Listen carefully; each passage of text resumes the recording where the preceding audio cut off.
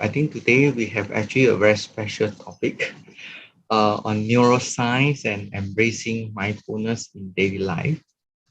I myself is not actually an expert in neuroscience, lah, but because I'm interested in this one, so I also learn about a lot about this one. Especially recent year, there are many development in this area of neuroscience. Okay, now a lot of time when you come to this one, before we move on to the next slide, maybe we can actually look at the two pictures in front of us to calm our mind. On the left, you can see that this is actually to see the nature and then to feel the balance in life. Okay, and of course we know conditions come and go, and then that's why things keeps changing, and you can see that all based on the various kind of situations and actions and all that. Okay, but there's always this balance. Okay, and if you look at the whole universe, okay, uh, the Earth is just a small, very tiny planet compared to the whole vast universe.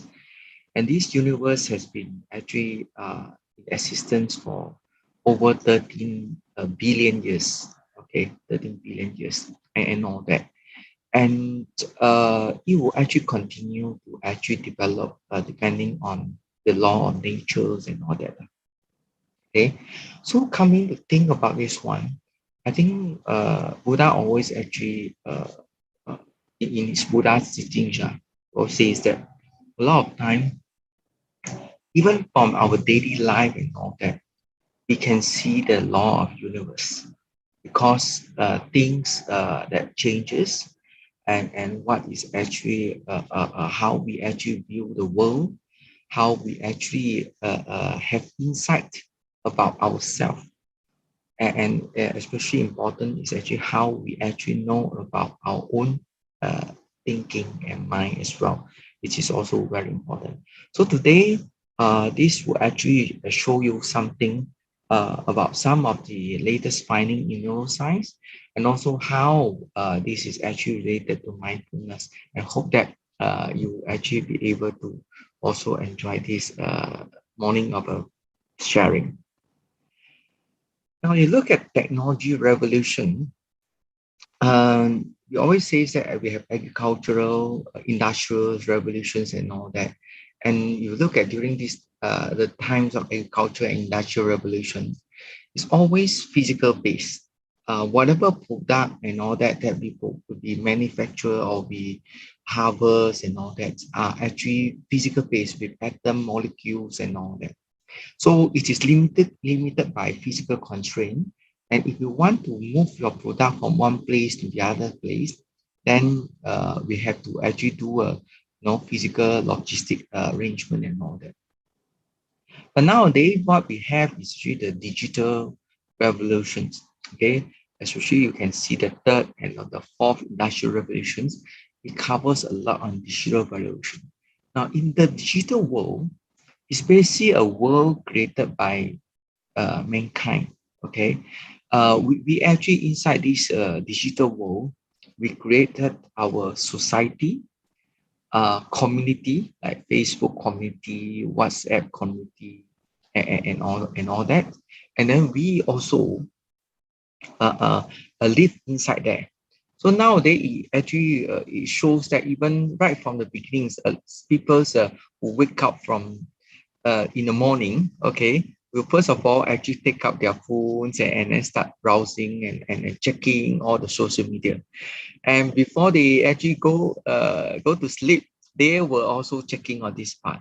So sometimes people say that all these algorithm behind this social media, they know better than our parents or about our even our wife or husband or our these kids and all that about ourselves. They know when we actually wake up, when we sleep, what are the topics we are interested and all that. And in fact, sometimes we never know that we subconsciously are interested in certain things, and they keep pushing this kind of content to us and all that. Okay, so this digital world is purely based on imagination, and because of that one, in future there'll be a lot of new innovations and product coming out in the digital world, as long as man or human can imagine. Okay, so then it actually goes back to this. See, in the digital world, when whatever we experience and all that, although it's through physical devices like the handphone and the laptop and all that.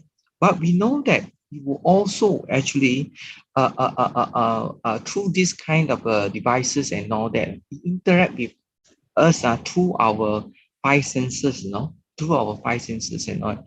Going, maybe not the smell or other taste, whatever, lah, but a majority actually through what we hear, what we see and all that.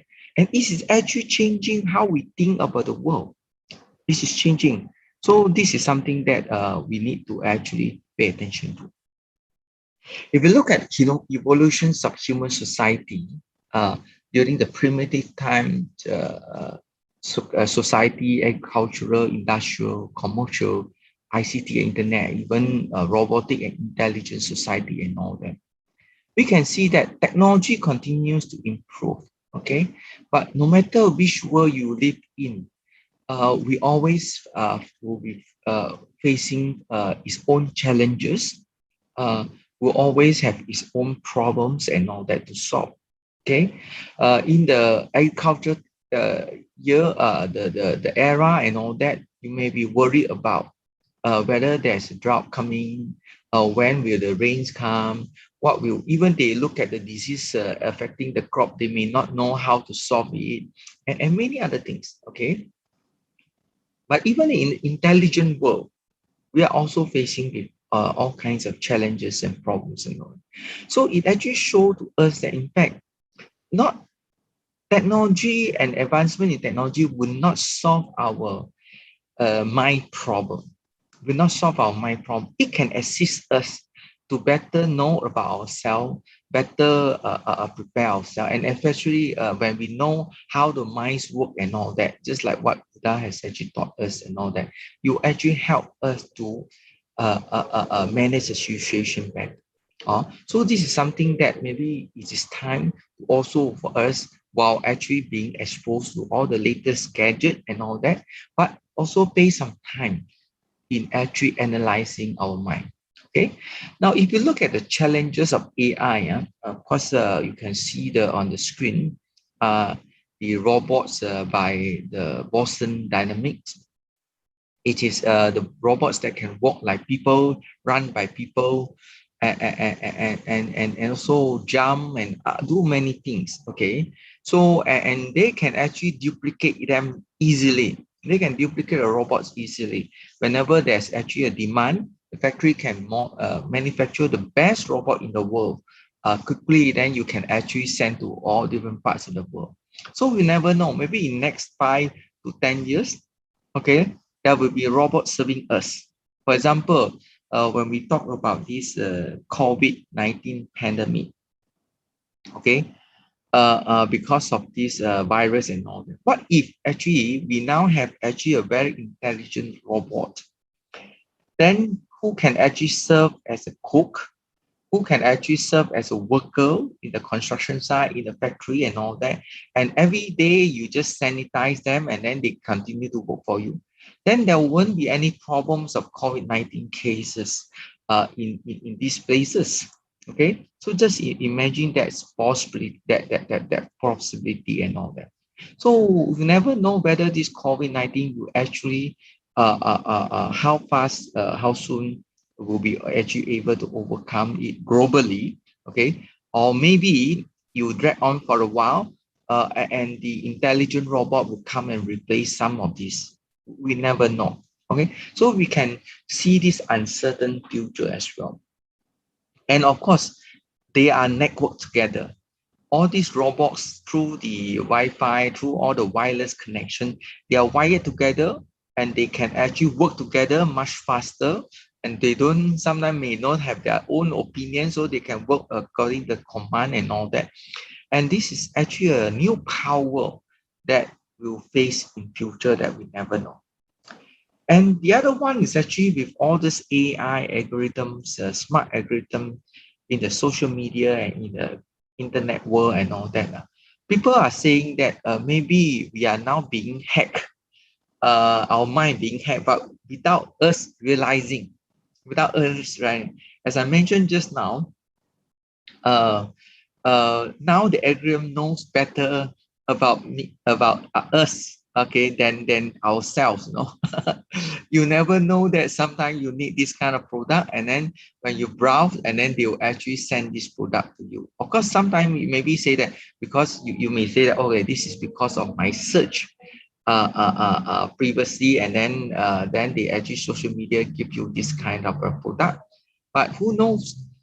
They will also send you related products, or they can from the algorithm, from the data, they found out that most people who choose this product or search for this product will also actually search for other kind of product, and then they actually push that other product to you. Okay, the thing is also like that one. When we actually browse this kind all these news in the social media and all that, they may actually, because knowing that, okay, um nowadays even if you look at the news, when you scroll the news and all that, if certain news, you actually stay longer to read the news, or even you stay longer to stare at it, they are also recording, you know. Then they will know that which one of the news, which type of news that you are interested in more and all. Okay, then slowly, without be realizing and all that, if you just look at those news that are pushed to you, okay, and slowly you might find out that, hey, you are limiting your scope into certain areas.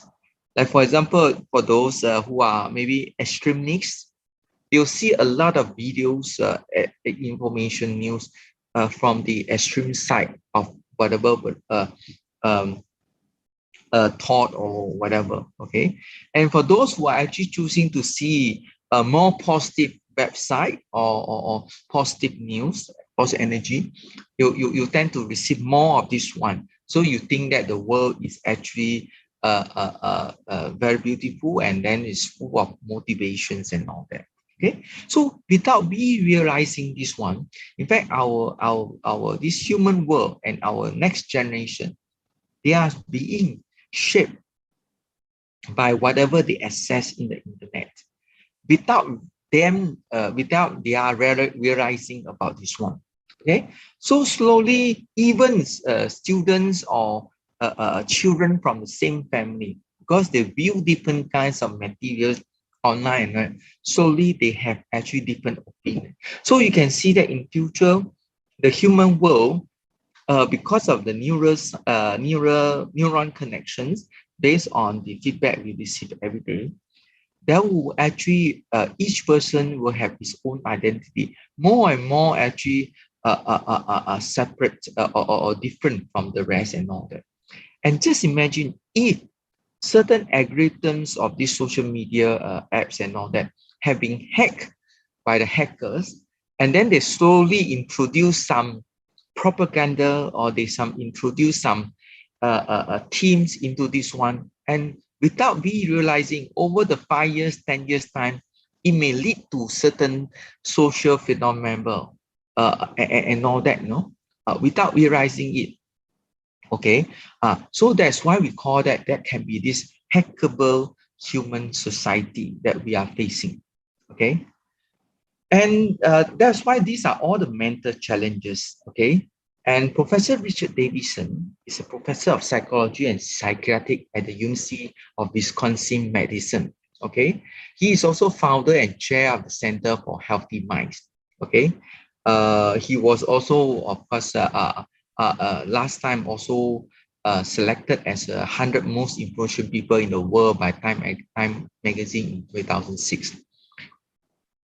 He has been doing a lot of research in understanding neuroscience, how the minds work and all that. When he was actually a PhD student at Harvard University many years ago, he have already started practicing meditations and all that, long time ago. So according to him and his research and all that, the current society actually face these four main mental challenges. One is distractibility.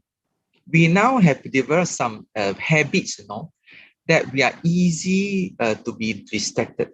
Okay, the moment we have a few seconds of no action or few seconds of silence or whatever, naturally sometimes we will reach out to the phones and all that, and even check the social media and all that. Okay, even on a Sunday or Saturday and all that. Distractibility, because we although in the computer we know that the computer can do multitasking, am I right? Okay, you can open and let the YouTube play, and you can actually edit the document and all that. But computer, if you know actually the operating system, how operating system work and all that, the CPU at any one time, it is still working on a single task at any one time. But of course, they switch from task to task at a very fast speed that we thought that it is doing at the same time. Okay. Now, human being, our human brain, you look at all the neurons, they are all connected, interconnected. No, you don't have actually a section that, or say that I can separate that section out, only use this one for one function. I separate another function, use for another function. So the moment when we start doing all the multi-thinking, multitasking, and we are easy to be distracted.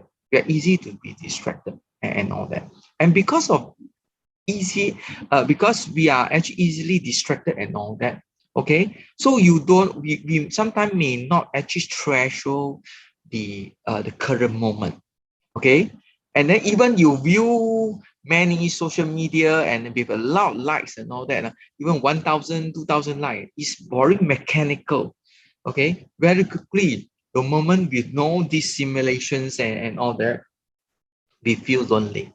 We feel lonely. Okay. And then when you feel lonely with this distractibility and all that, start thinking about negative self-talk. The negative things start actually, we try to, since we think about it a lot, right? Then human being, we start thinking about all the possibility and all the more and more and more possibility. And then this become a cycle that keep escalating and all that. And slowly for long term, it may actually lead to depression. And it may actually lead to depression. Okay. And then slowly also loss of the meaning and purpose in life. Okay. So he has actually written this book called Altered Traits together with Daniel Goleman, who is the author of the famous book Emotional Intelligence. In the book Altered Traits, they actually find out from their experiment. In fact, they say that it is possible that by doing mindfulness training, by doing meditation, either vipassana or even metta meditation, they actually can see that it has a transformative and long-term effect on our neuron connection, the loop, and how it works. That's why they say it is possible that to alter how our mind think, or it is possible, and it has long-term effect as well, so that we are less hackable by others, by many things. Okay, so we are always distracted by many things and thoughts. Maybe sometimes we have to pay attention to bring back your attention. Bring the attention back to you yourself. Okay, we always contact people through the internet and social media. Please remember to call your inner self from time to time. Okay, give your inner self some attention as well. This is, and the moment we leave it to as our inner self attention, that awareness, okay, will arise.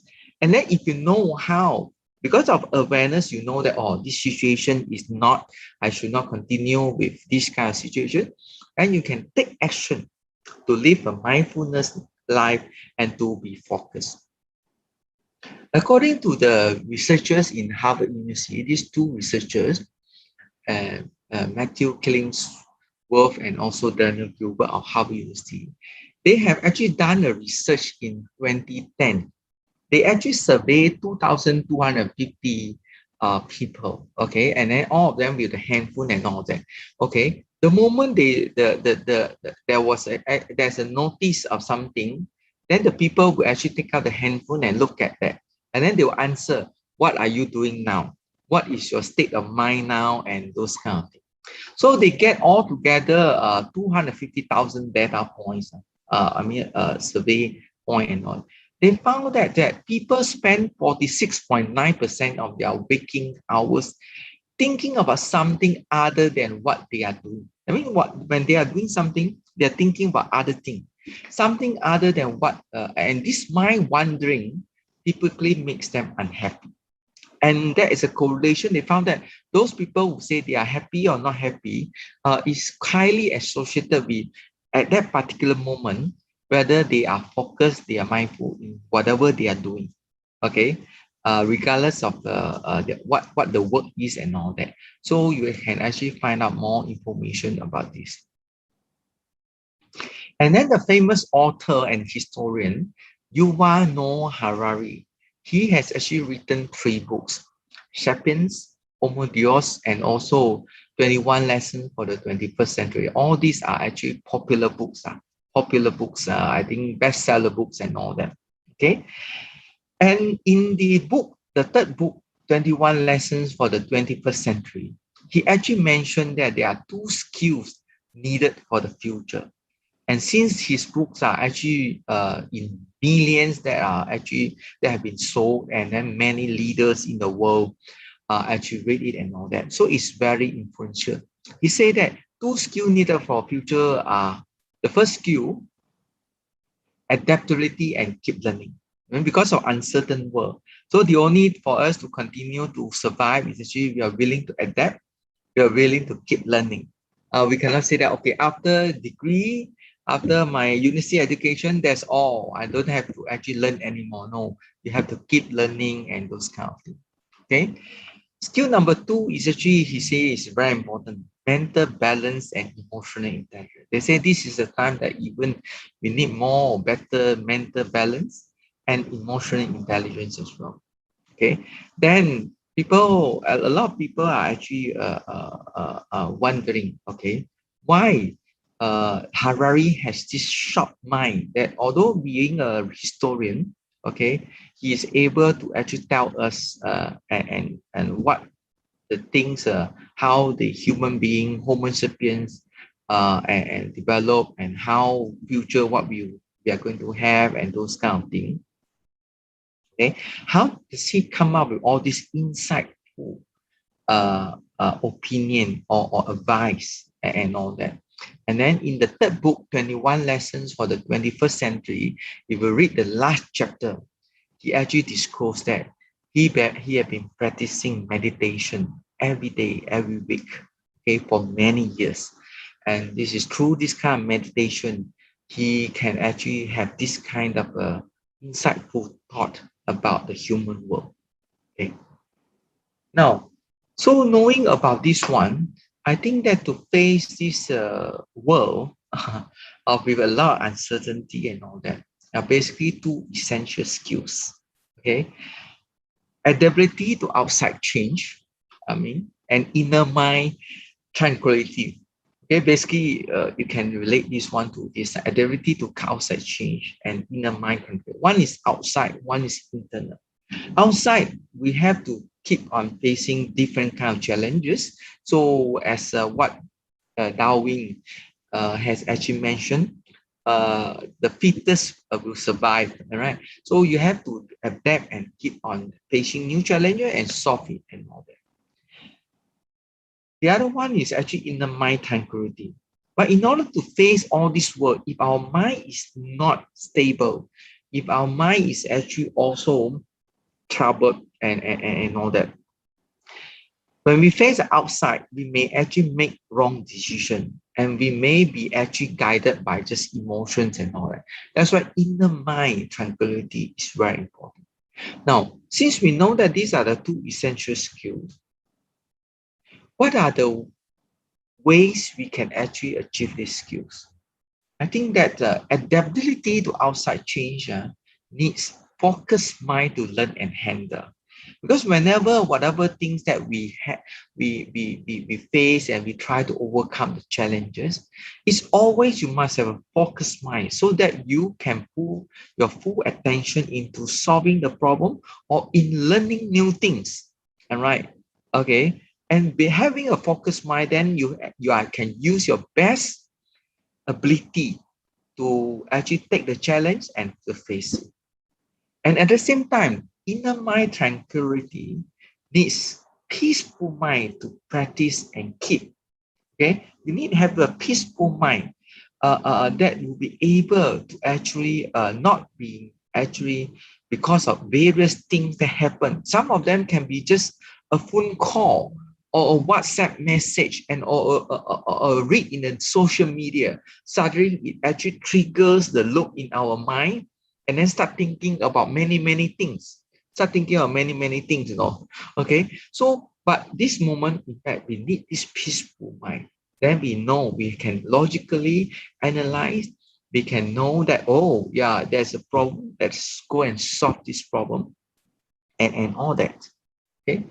So and this kind of the focus and attention mind has been actually raised by expert long time ago. For example, Harvard University Professor William James, who is actually also the father of American psychology, voiced it out, I think, many years ago, more than 100 years ago. Okay, he said that the faculty of or the ability of voluntarily bringing back a wandering attention over and over again is the very root of judgment, character, and view. No one is actually compulsory if we have it not. Okay, no one is actually complete in terms of their personality and ability if we have it not.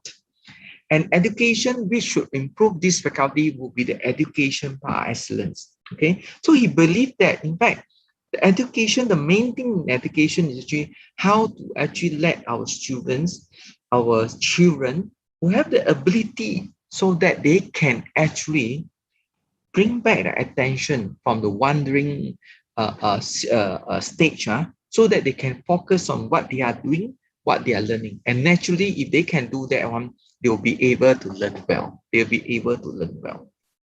Okay, so looking at this one, in fact, this is what we are doing, when we are trying to do practice, for example, in the meditation or in being mindful and all that. It's talking about this mindfulness. Okay. Now, why is it that it is important in terms of this? Now, let's look at the construction of inner world. Okay. Now, if you look at this diagram, it's very interesting. The left, you have information coming in to our five senses: eyes, ears, nose, skin, and tongue. Okay, we experience the outside world, and whatever we experience, you go to our brain and our mind, and then go inside our mind. Okay, and then start actually triggering new experiences and recorded in our brain, record as experience, recorded and all that.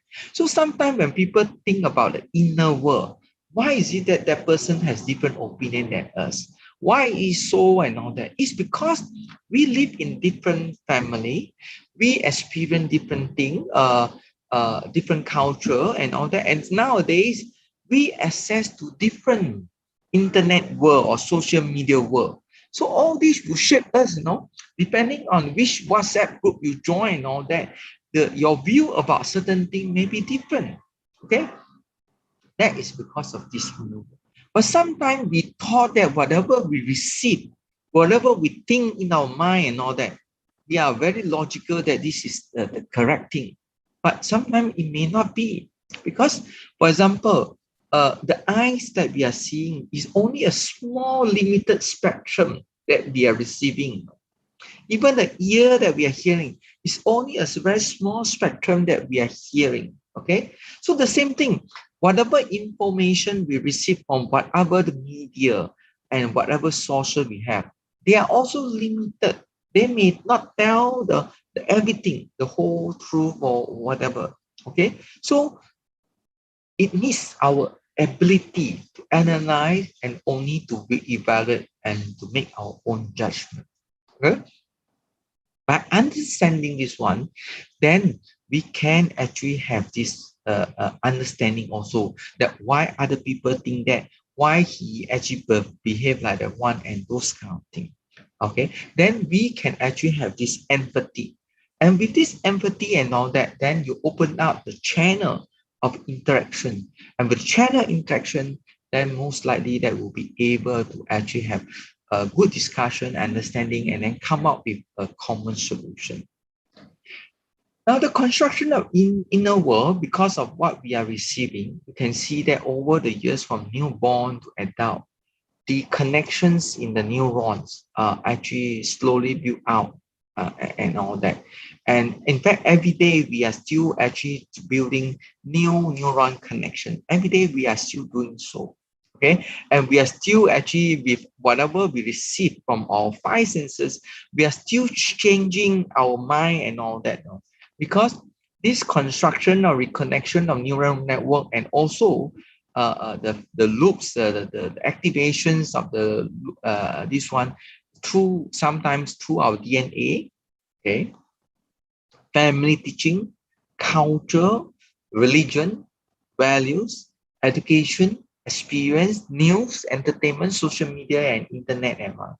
So whatever whoever we are today is different from we were yesterday, because of different things that we are in. So that's why if you look at it, in fact, we are different world. No? We are changing. We are different. Our different ourselves, no? Every day, because we are changing. 1 year from now and 1 year later and all that, you may have changed your mind about certain thing and all. So that is not permanent in that sense. Because even ourselves, because of the experiencing and all that, we are also changing. Now, in our brain, we have this neuron connection. We have 100 billion neurons. So normally, once we come to a certain stage and all that, there will be actually less neuron actually built after our brain actually grow and all that. But the neuron connections continue to be connected. New neuron connection. That means we can continue to learn new things. Okay, and each neuron is connected to thousands over of other neurons. So in our brain, we have 100 trillion neuron connection. We have 100 trillion neuron connection. Okay, so by knowing about this one, of course, we also know nowadays, people also know that different section of our brain will be in charge of a different function of the thinking. Different function, as we can see over here. Okay, and a lot of times we say that, like for example, our prefrontal context, this area is mainly for our thinking and cortex and all that is actually for our thinking. But we also have inside there, like for example, the amygdala, which is actually controlling and acting on our emotions and those kind of things. So now people are knowing more and more about this one.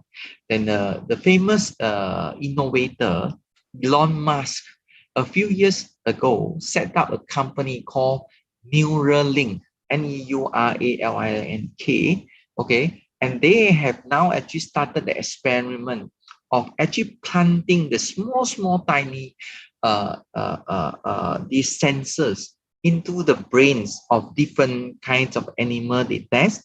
And then from there, okay, they'll be able that when we move and all that, which portions of brain will be used, and then how, by knowing this one, they will be able to, in future, by introducing signal into the neurons in this region, okay, they'll be able to help us to regain how we actually move or work something and those kind of things. Okay. Also, you can actually go to YouTube and you just type Neuralink. You can find a lot of information about how the recent work and all that. And you can see there's some improvements in these experiments as well. There's some improvements, some progress and all that. and they are now able, their long-term aim is actually, if they know this one better, maybe in future, when certain part of our patient, certain patients, if they lose a functionality in certain part of the brain, they can actually embed the certain micro devices into their brain, and then by sending different signals to that part of the brain and all that, they'll help the patient to regain their abilities, maybe after the stroke or whatever. Okay. Of course, long term of the goal maybe is actually to know how to actually, how we store information in our brain. Whether one day we'll be able to extract all what we have stored in our brain and all that. Whether in future we can have, we can duplicate the brain and then transfer the knowledge and all the neuron connection from one brain to another brain. Whether by that one, people can still live and then with his own consciousness or not. That one we don't know. Okay, that one we don't know at this moment. Okay, now the next slide actually show this slide actually show it to you. The brain map includes 50,000 cells with 130 million connections. Okay, this one is actually worked by a group of the researchers in Google and also Harvard University. Okay, what they are trying to show is actually, you can see that here at the center, you have one light blue neuron there at the center, bottom center. Okay, now this neuron itself is connected to thousands of other neurons, and you can see that all the connections and all that means that it is really a very complicated a connection world in our brain and all that. Okay, so whenever we think we receive and all that, it continue to go through this neuron, and then then with the experience, with the current connections and all that, it helps us to judge, to evaluate, and to decide and all that. Okay. Now the other one that they actually find out is that all these connections in the world and all that, they are trying to see how it works. So through the fMRI machine, functional magnetic resonance imaging machine, they find out that inside our human brain, okay, there is a network that we call default mode network. This default mode network is a brain network with areas of the medial prefrontal cortex, posterior cingulate cortex, and angular gyrus. These areas, okay, they actually form this different. They say that when no focus work is done, the brain will switch to this mode of operation where daydreaming and mind wandering can happen. This is often the time people think about others, remember or regret about the past, or hope or worry about the future. Okay, they actually find out that, in fact, when we are not focused in whatever we are doing, from the evaluation point of view, okay, our brain has this default mode network. Because in the old days, when we were still actually primitive and all that, whenever we have time to rest, we must think about any danger from the nearby surrounding. We have to think about what happened next day, where to find the food for next day, tomorrow, what will happen to the weather and other things. See, so they have many things to worry about. So whenever they are not doing anything like eating or hunting or harvesting and all that, when they sit down, they have to start thinking about it and then do preparation. But nowadays in modern world, we seldom have this problem, okay, because of, the food, the logistic chain and other things. So what we do is actually, whenever we are not focused in certain thing that we do, we start thinking about other things. We think about the past, then often we bring back the past and think about it and then recreate, sometimes also adding something additional into that and then store it again. Then next time you bring it back again, store something, and slowly it become, I don't know, it may be not the the real story of the past, but subconsciously we have added many things. So sometimes when people say that, why is it that certain people they don't like a certain colleague, or sometimes when they actually look at some people they don't like and all. Maybe this is not only the first encounter, no.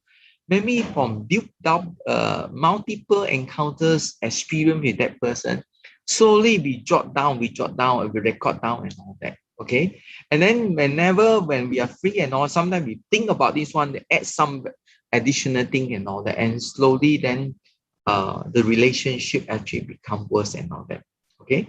The same thing also, sometimes why people actually think about a good thing about certain person, and slowly and then they like each other and then love each other and all that.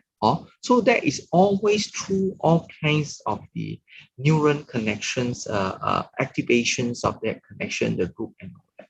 Okay, so the same thing, this default neural network is actually whenever we are not focusing on certain work, besides thinking about the past, we also thinking about the future. What will happen in future?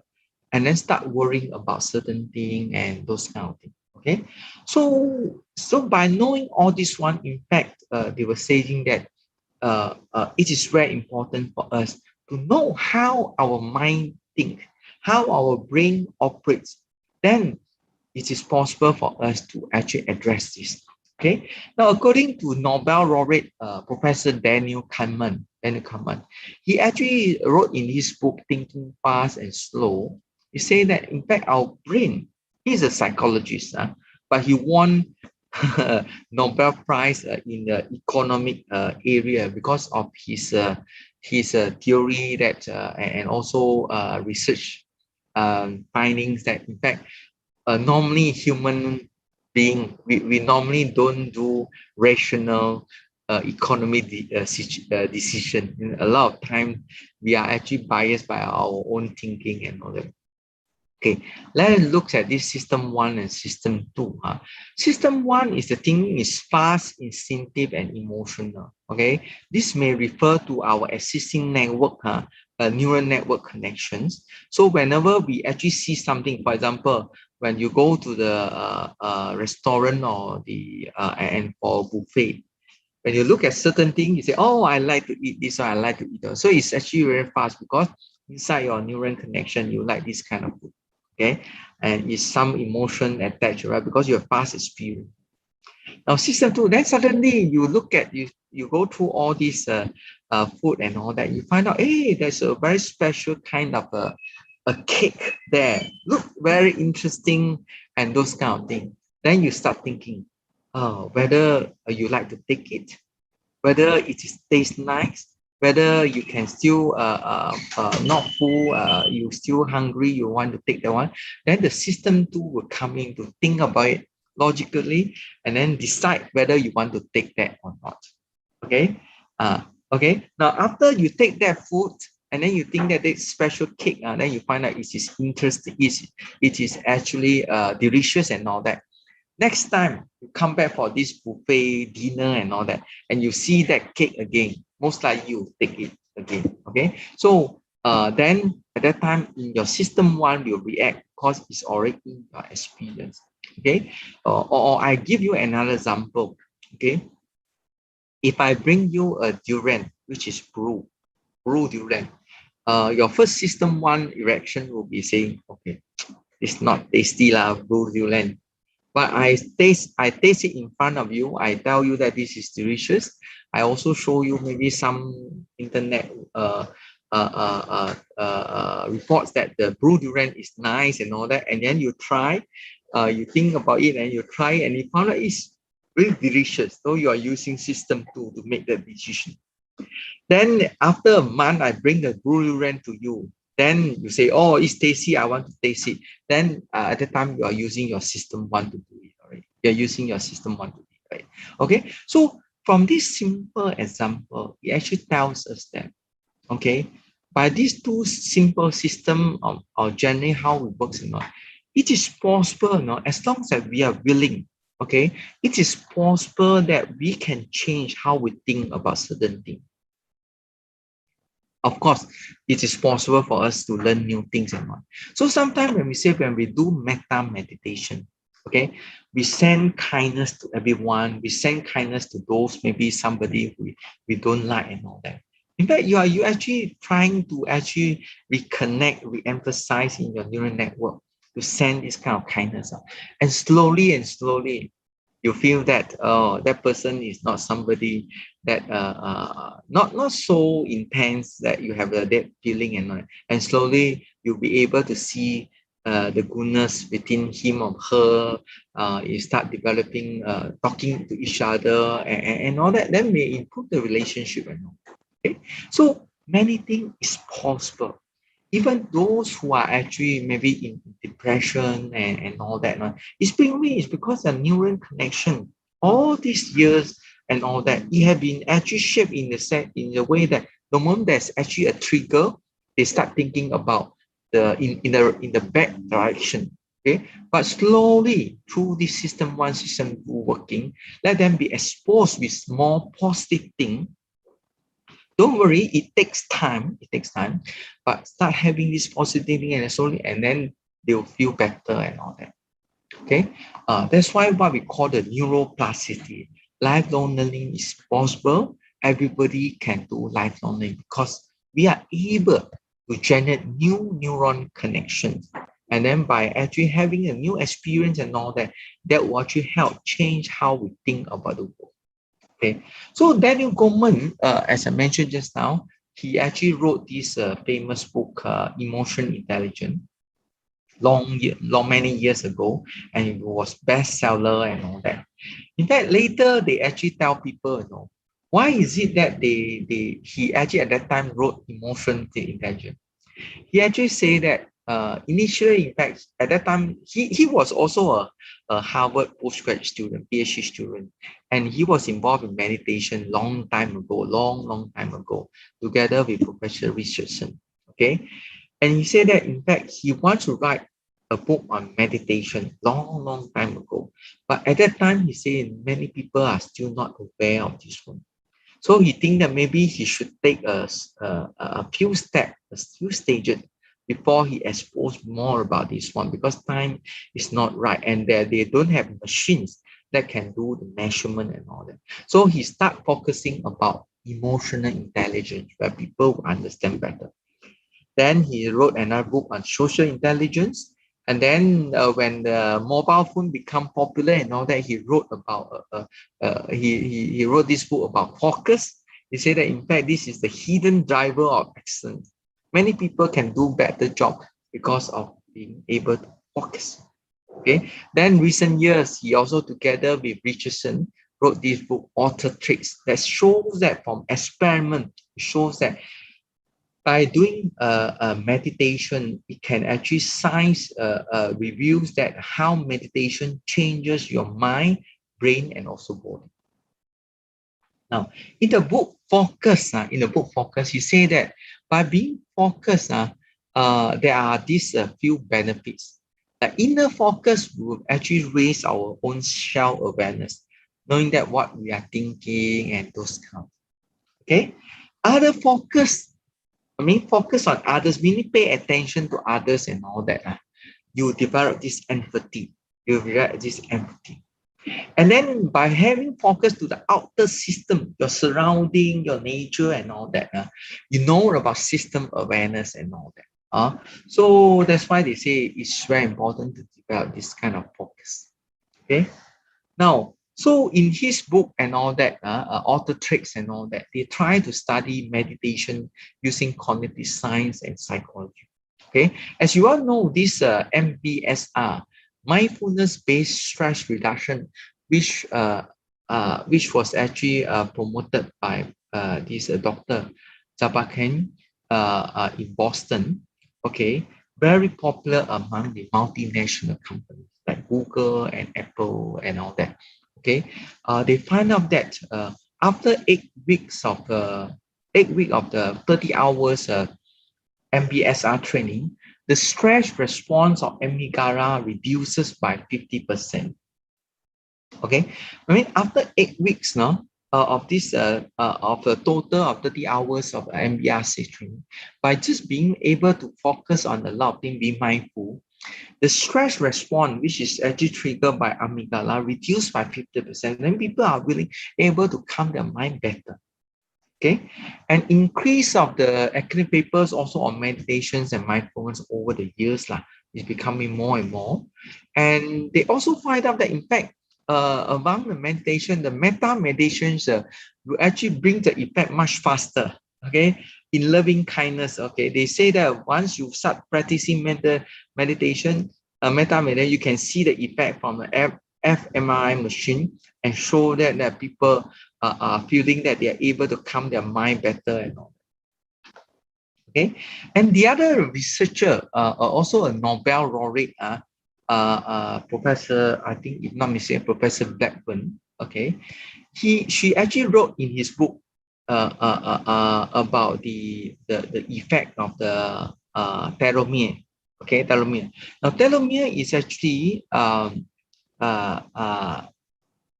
the kind of in our DNA at the point part of it, there's this the length, just like shoes lace.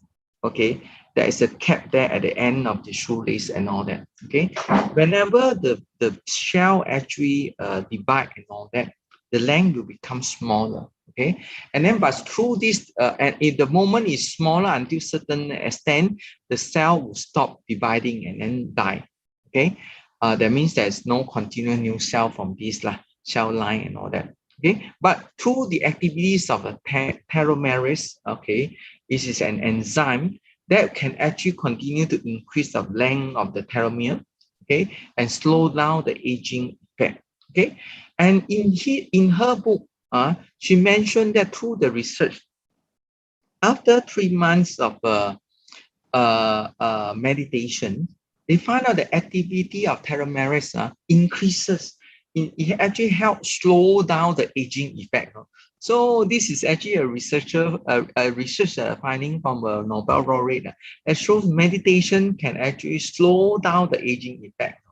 Slow down the aging effect, okay, and come at the micro, how to say, at the micro biology level. That means at the cell level, it is affecting at the cell level as well. Okay. And they also find out that this mindfulness training and meditation reduces the activities of the default mode network in the brain. Remember just now, we mentioned that default mode network actually plays key role in mind wandering. They find that by being mindful, training, meditation, and you reduce the activities of default mode network. That means that we are being able to be more focused and to have more peaceful mind, which are the two skills now needed to face the challenging world. Okay, and by being focused, psychologists have also found out that by being focused, you sometimes you reach the state of flow. Okay, now you look at those people who like to climb the cliff and all that. Why are they interested in all these dangerous activities? Because the moment they are not focused, they may accidents may happen, and then that will cost them their life. Okay, but because it is so dangerous, they have to put in all their best focus in the activity itself. They were having this peaceful mind, no other actually disruption in your mind, and they like this kind of mindful state, what we call flow. Now, what is this mindful state of flow? Okay, sometimes we also experience, sometimes when we are too engaged, too focused in doing certain things, you may find out what, you may find out that, hey, time flies so fast without me realizing that, oh, it's already 1 hour over, 2 hours over. Why? Because we are so focused in this one. We reach this status of flow. Now, how do we actually make sure we can reach this flow stage? According to psychologists, if you are doing certain things which have some challenges, a bit of challenges, but it is actually at the level that your competency allow you to do. Then by focusing on this task of a little bit of challenging, but are able to focus, there's actually a kind of a rewarding experience that you are totally immersed in this. You reach the flow state, and then at the end, you also have this accomplishment because you are able to solve a new problem because of new challenge, and you think that you are building up your competency skill, okay, and you feel better. That is what we call the flow state. Okay, so the same thing again in our learning, when our students are learning and all that, it is very important for them to develop this flow state so that they gain their competency, their confidence, they are developing and they enjoy that state, no? They enjoy learning, then they want to do more and more and more. Okay, so by knowing all this one, we know that it's very important that for us to have this mindfulness in life. Okay, so mindfulness apps, I think nowadays I just searched the internet, found out this things that in fact I think global download, there are many mindfulness apps. Some of them you have to pay and all that. Okay, some of them actually give you lessons about meditation. Some of them actually remind you a certain thing. Some of them with nice music that you can listen to and those kind of things. And you look at the upper right corner, there's also another app called Mindfulness Bell. Mindfulness Bell. That app is very simple. Once you install, you can set it so that every 30 minutes or every 15 minutes or every 1 hour, the Tibetan singing bowl will ring. Then the moment it rings, no matter what you are doing now, just bring back your mind and focus. That is what we call mindfulness belt. Okay, that one actually helps in many things and all that. Okay, the moment you do it, you actually remind ourselves to be focused in our daily life. Okay, so and now we like to talk a little bit about digital mindfulness because now it's not only in our life, but it's in our digital life. How do we actually practice this digital mindfulness? Of course, to be able to do this one, even our real life, either you do digital thing or not, be mindful and focus on the task is very important, as I mentioned to you just now from the number of slides and all that. Okay, it's through training and experience and also appreciate life during small time intervals. Whenever you have small time intervals, try to actually appreciate your life. Try to actually observe the surrounding. Try to pay attention and rather than quickly go and actually get your handphone and check on social media and all that. Okay, that one will help you to have a more mindful state of mind. Okay, reduce notification in mobile phone apps and put silent mode for notification. Okay, and of course to your immediate family and your colleagues and all, you can tell that what if it is urgent, please call me and all that. Okay, so that in this case you don't have the tendency to keep checking on this notification and those kind of things and being distracted, okay, on what you are doing now. And slowly you'll find this digital mindfulness. Clear messages regularly and uninstall unnecessary apps.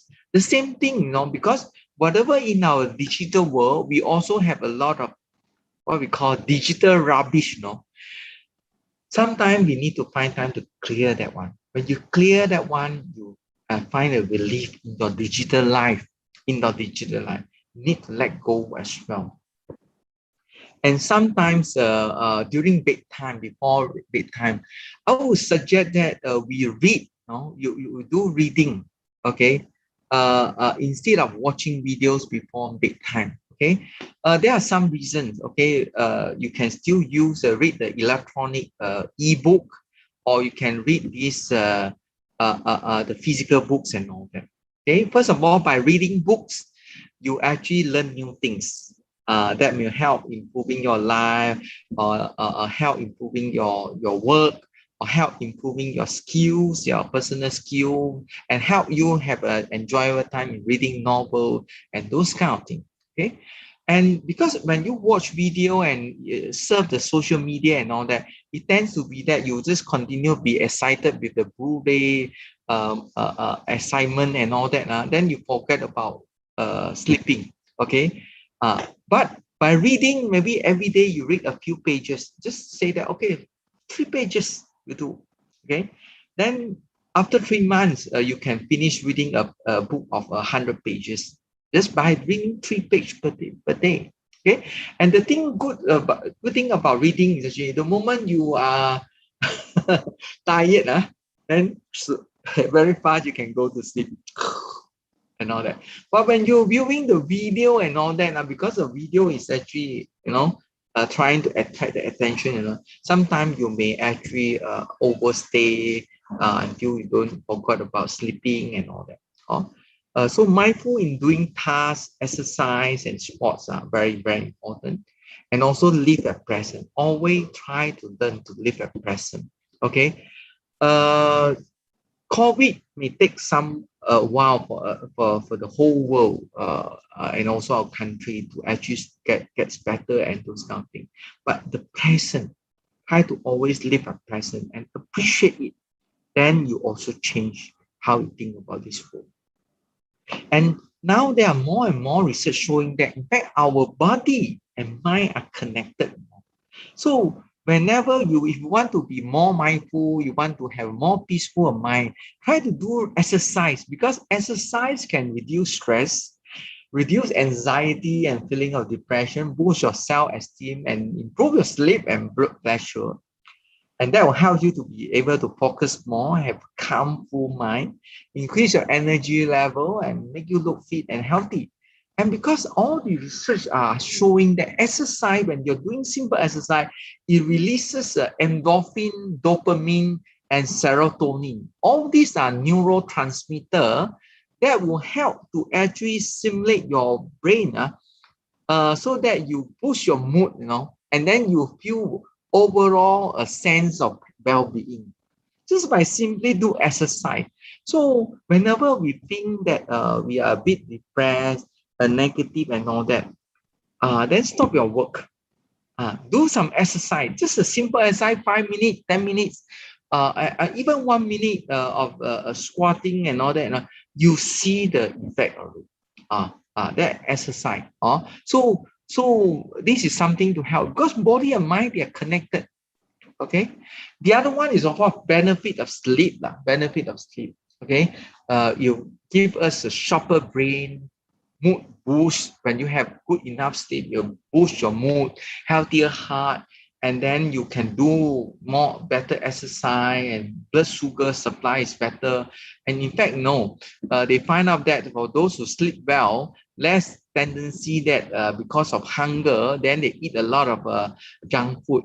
That will help to actually maintain your weight as well. Of course, germ fighting, improve your immune system, especially during this time, and weight control and those kind of things. So conducive environment, routine sleep habit, and mental calmness will actually help us to fall asleep fast. Okay, help us in actually fall into sleep fast and all that. Okay. And the other one is actually balanced diet. Okay, again, the human being, the body, mind, and everything is all connected. There are now actually research reports that shows that, you can go to YouTube, you just actually check gut health and mind, or gut health and brain and all that. They tell us that, because you see, in our stomach, especially in our gut and all that, there are a lot of germs. There are a lot of all these micro micro organisms and all that, the micro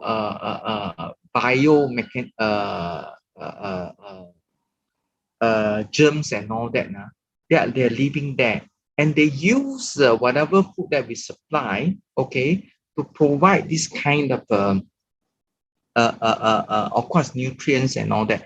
But all these germs and all that, the microbiome, they actually in fact, they actually need a lot of fiber food. They need a lot of fiber. And the moment you have a lot, you supply in your daily diet, you have a lot of natural fruits and veggie with fibers and all that. Now, they will be able to actually live on this one. And then they can actually emit or produce more of the neurotransmitter like dopamine and serotonin. And this dopamine, serotonin, you will be absorbed through your stomach and all that, and then supply to your brain, help you feel better. So sometimes when people are easy to feel depressed and all that, maybe if you look at their diet, if they improve diet to have more veggie, more fruit based and all that, that will help. So you can read more about this one.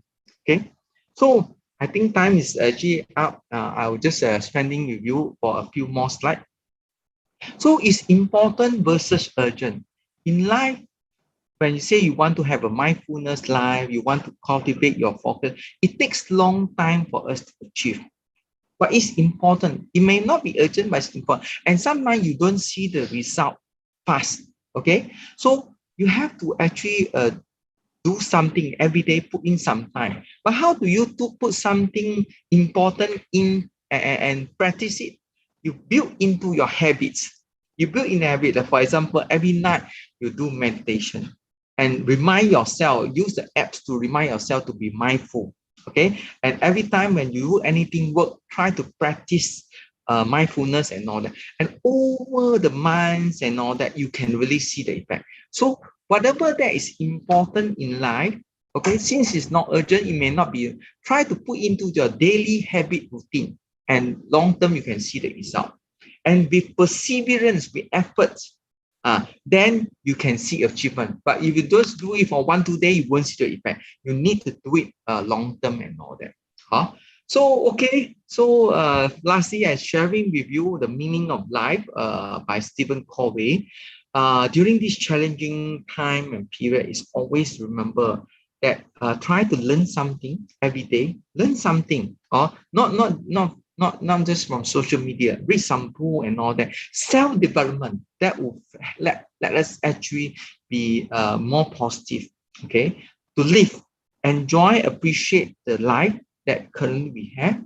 To love, to share your caring and all that. And now, of course, whatever you do, leave a legacy that will bring the meaning of life. That's all. Thank you very much. Thank you for your attention, and hope that you have also achieved the flow state. Thank you very much.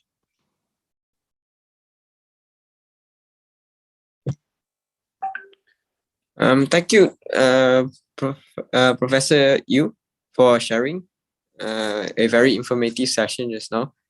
Right now, we are actually open to the floor for any questions regarding the talk just now. I think I have received a couple here. All right, I'll just go through them. So the first question is, Professor, thank you for your insightful sharing. Can you briefly explain the difference of mind-neutron communications and quantum communications? Sorry? Can you repeat the questions? All right, sure. Can you briefly explain the difference of mind-neutron communication and quantum communications? Oh, mind neuron. Is it? Yep. mind neuron communication? Sorry. And quantum communications. Okay. Now, in our mind, actually, in our brain, how it actually communicate and all that is through sending the signals through the neurons connections and all that. And it is actually both electrical and also chemical based. Okay, chemicals. But when we talk about quantum communication, that is actually at the physical level. It's no longer at chemical or electrical. It's actually at the very basic quantum level. And still, this is actually a topic of research. People are also still studying whether quantum, in terms of quantum effect, whether consciousness is involved in this one, in terms of quantum, how is reality being perceived, or in a quantum world, whether there is true that we have parallel world and all, it's still at this moment still too early lah. It's still too early to actually know more about this part, and it is still part of the research. Okay. All right. We actually have another question here as well. Not sure if anyone asked any questions. Right. So I'll just go into this one. Appreciate your advice, Professor. How do we balance the application of digital mindfulness or of technology and guarding the five senses as taught by the Buddha? Since we know that whatever we see from outside is through our five senses, okay, so one way is actually sometimes like what we know, we have these five precepts, and we also say that we must actually good deeds, and all these things have this good thinking, right thinking, and those kind of things, like the eight noble way path and all that. Okay, so I would say that for digital life or even mindfulness and all that, it is a way how we access to all this information. From time to time, because as you know about the hackable algorithm and all that, from time to time, try to actually, if you want to spend time in social media, try to also visit, take initiative to visit those good website, or subscribe to the channel. Those like, for example, some of them may be talk, Dhamma talk. Some of them may be actually a good channel talking about mindfulness. Some of the side of the social media that are more positive energy, and those kind of things will help in terms of actually shaping our digital life. Okay, and the other one is actually, of course, use all some apps I mentioned to actually help us to improve ourselves. Okay, one thing is that nowadays we should balance our life, the digital life, and our physical life and all that. But because of COVID and all, we cannot go out in community service. We cannot go out and to bring our children, our friends, and the work meeting with our friends and all that lah. But later, when it is possible, get ourselves to be involved in real physical activities as well. Okay, because that will continue to go through our five senses, and then change how we think about the world and all that. But meanwhile, try to be mindful in whatever we do, and you can really see the effect. You can really see the effect. Okay. And then there's also another question on the, and I can see on the chat box. Yep. Okay. Yes, Professor. How are these related to Buddhist practice of Samantha and others now? Now, basically, you see, when you look at this digital mindfulness, MBSR, neuron plasticity, and all that, this is basically to tell us about the findings from the science, the modern science, and all that. Okay, and they find out that whatever, but the more we find out about modern science and all that, quite a number of them are actually, in fact, have similarity as what, like, for example, when in the Buddhist world, we mentioned about meditations, metta meditation, vipassana, and those kind of things. Okay, we can see some similarity and all that. Of course, research is continuing going on. You can actually go and actually buy this book, Author Traits. Inside there, they have actually a very good description about this, the latest experiment research, and those also about the Buddhist, what the Buddha has taught us on that one. Of course, many others religions, because they also look at it, because being focused, being mindful, it can be practiced in any other practice of life as well. Okay, so it's not just limited to religious practices. So they find out that all these kind of the latest finding in research and all that, if we can spend a little bit time as to actually improve our skill in doing so, you can really see the change in how we view the life, how we actually live in our life.